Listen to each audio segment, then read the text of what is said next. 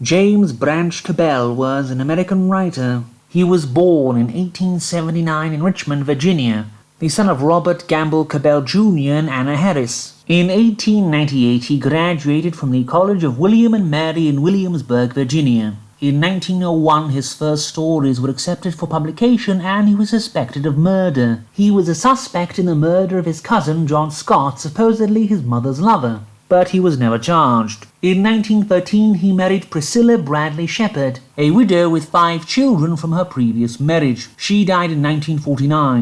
In 1950, Cabell married Margaret Waller Freeman. In 1958, he died of a cerebral hemorrhage in Richmond, Virginia. He is most well known for his Jurgen, A Comedy of Justice, and his 25-part biography of the life of Manuel. We will cover his 1946 There Were Two Pirates.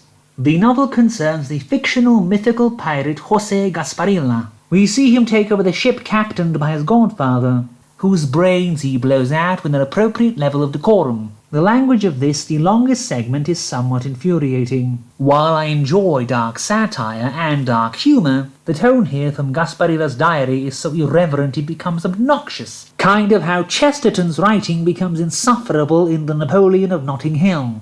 He and his mates travel to the Gulf of Mexico to acquire 500,000 pesos for him to retire to a country villa with his beloved Isabella. He becomes a gentleman pirate in his quest to be king of the pirates. He kills people, abducts women for his own and his men's sake, then has them married by a corrupt priest who himself was embroiled in a scandal with 2 choir boys. Then Gasparilla takes a Spanish princess hostage, taking her as his mistress and refusing to let her leave to increase his own reputation. 7 years later, he overhauls another ship and finds there Isabella married with 5 children, with a rich husband in his 70s. He does not really want to murder husband Don Diego, especially as he was a friend and admirer of Gasparilla's mother. Gasparilla meets Don Diego in the city of St. Augustine, after burying some of his treasure and shooting the men who did so. Don Diego shows Gasparilla a green crystal and speaks cryptically of allowing Gasparilla to recant his mischievous youth. Then Gasparilla awakes at home at the age of 9. Whereas the previous section was a bit annoying to read due to the irreverence, this segment's writing is annoying due to the inanity of the language. It might fit with the writer now being 9 years old,